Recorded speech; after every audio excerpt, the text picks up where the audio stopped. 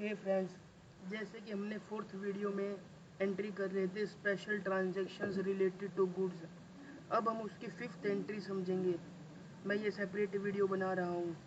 तो fifth entry है goods worth 1 lakh were destroyed by fire.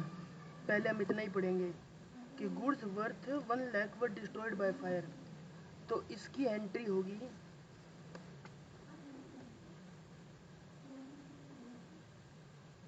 Goods worth 1 lakh were destroyed by fire. तो loss by fire account debit to purchase और trading account. अगर आप ये logic समझना चाहते हैं कि हमने यहाँ पे क्रेडिट परचेज या ट्रेडिंग अकाउंट क्यों करेंगे, तो प्लीज़ हमारी वीडियो नंबर 4 पार्ट 4 देखिए जर्नल एंट्री का, वो आपको प्लेलिस्ट में मिल जाएगा। तो हमने यहाँ पे सिंपली किया है loss by fire account debit to purchase और ट्रेडिंग अकाउंट। तो एडमिट किया हमने 1 लाख रुपीज़। अब जो ये हमारा लॉस बाय फायर है, ये हमारा एबनॉर्मल लॉस है। तो कई बुक्स में आपको यहाँ पर लॉस बाय फायर के प्लेस पर एबनॉर्मल लॉस अकाउंट डेबिट भी मिल सकता है। नॉर्मल लॉस अब नॉर्मल लॉस क्या होता है ये मैं सेपरेट वीडियो में बताऊंगा। तो abnormal loss account debit to purchase और ट्रेडिंग अकाउंट 1 लाख रुपीज़, और इसकी क्लोजिंग एंट्री होगी, ये तो हमारी क्लोज हो जाएगी ट्रेडिंग अकाउंट से, यानी कि हमारी परचेजेस कम हो जाएंगी या ट्रेडिंग अकाउंट में जो भी है। तो इस और जो ये हमारा लॉस है, यानी कि जैसे ये एक नॉमिनल अकाउंट है। नॉमिनल अकाउंट का आपने रूल पढ़ा होगा, debit all expenses and losses, credit all income and gains. तो ये नॉमिनल अकाउंट है, तो हमने यहाँ पे डेबिट किया एक्सपेंस को, और ये हमारा जो लॉस है ये हमारा प्रॉफिट भी कम करेगा। तो हम एंट्री करेंगे पी एंड एल।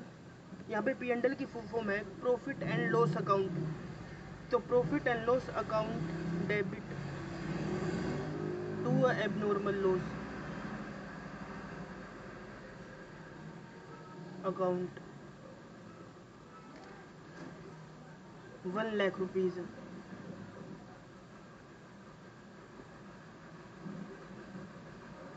और ये तो सिंपल एंट्री है एबनॉर्मल लॉस की। और अब हम आगे पढ़ें तो लिख रखा है कि insurance company admitted and paid claim for 60% amount. Insurance company admitted and paid claim for 60% amount, कि हमने जो हमारा लॉस हुआ है हमने इसका इंश्योरेंस करवा रखा होगा इंश्योरेंस कंपनी से।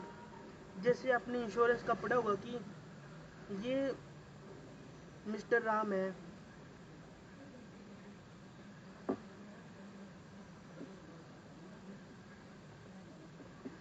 ये इसका बिजनेस है,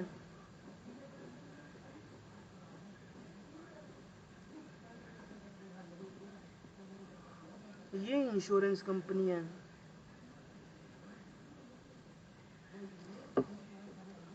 ये यहाँ पे इंश्योरेंस कंपनी आ गई।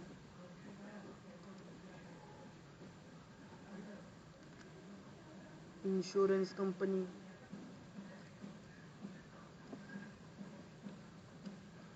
तो भी जो इसके गुड्स हैं वो तो यहाँ बिजनेस में रखे होंगे, अब वो जल गए तो इंश्योरेंस कंपनी ने इसको पैसा दिया होगा, क्योंकि इसने इंश्योरेंस प्रीमियम भरता होगा, ये वो सब अलग अलग होता है।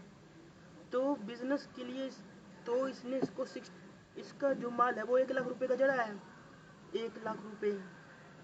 और ये कह रहा है कि इंश्योरेंस कंपनी एडमिटेड, यानी कि इंश्योरेंस कंपनी ने एडमिट किया और उसको क्लेम दिया 60% अमाउंट। तो 1 लाख रुपए का 60%,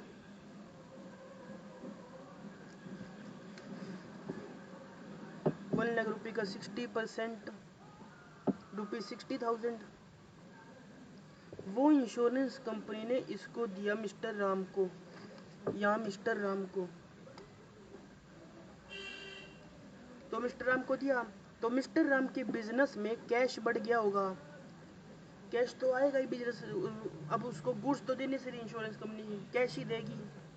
तो जब हमारे पास कैश बढ़ता है तो हम एंट्री कर, जैसे अब इसे डेटर के उससे समझिए कि हमने कोई कैश सेल्स की थी तो हमें एंट्री की होगी cash account debit to sales account. ये हम जब मटेरियल सोल्ड करते हैं तो एंट्री करते हैं, लेकिन यहाँ पे हमारे पास कैश आ रहा है लेकिन वो सेल्स से नहीं आ रहा है, इंश्योरेंस कंपनी से आ रहा है। तो यहाँ पे टू सेल्स अकाउंट की जगह टू इंश्योरेंस कंपनी आएगा, टू इंश्योरेंस कंपनी अकाउंट 60,000। अब हमारा कैश बढ़ गया, और जो ये इंश्योरेंस कंपनी से पैसा आया है ये नॉमिनल अकाउंट है हमारा। नॉमिनल अकाउंट का rule debit all expenses and losses and credit all income and gains. तो ये क्रेडिट हुआ यहाँ पे, नॉमिनल अकाउंट है, इनकम प्लस हो गई है। तो इसकी जो क्लोजिंग एंट्री है, क्लोजिंग एंट्री हम बाद में डिटेल में करेंगे, अभी बस ये समझने के लिए है। तो इसकी जो क्लोजिंग एंट्री है वो होगी इंश्योरेंस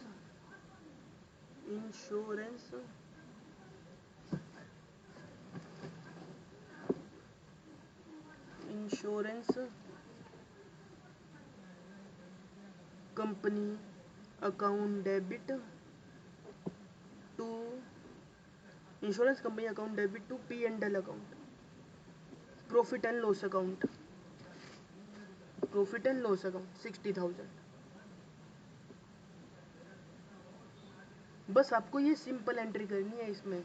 जब हमारे पास किसी भी क्वेश्चन में लाइन लिख रखी हो goods worth 1 lakh worth destroyed, यहाँ पे अमाउंट चेंज हो सकता है।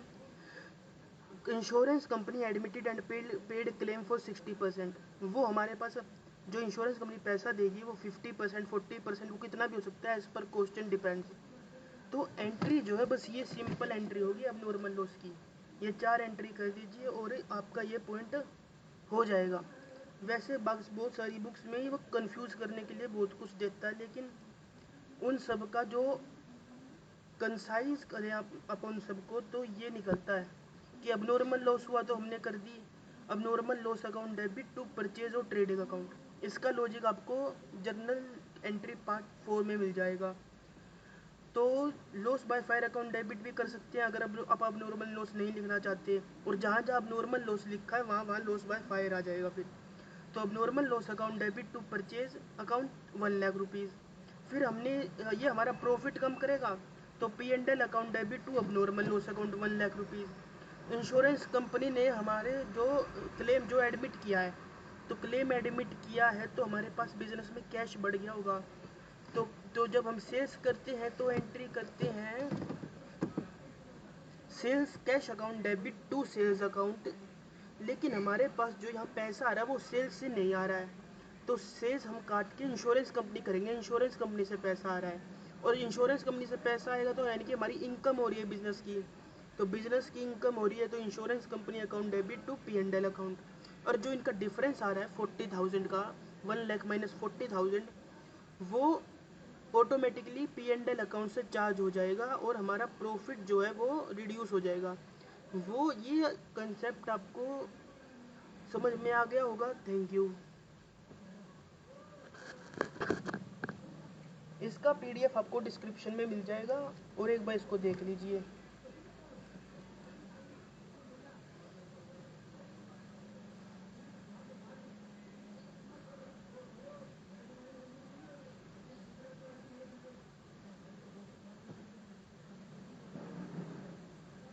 जैसा कि हमने जर्नल एंट्री पार्ट 3 में सीखा था कि हर एंट्री के नीचे हमने नरेशन भी लिखनी होती है, तो आप यहाँ नरेशन लिख सकते हैं कि being abnormal loss happen, being our profit reduced, being insurance company, being ये नहीं आएगा, आएगा being cash received from insurance company, और ये being income increases in P&L account। तो हम ये नरेशन भी यहाँ पे लिख सकते हैं, और ज़्यादा के लिए तो आपको फिर जर्नल एंट्री पार्ट 3 देखना पड़ेगा।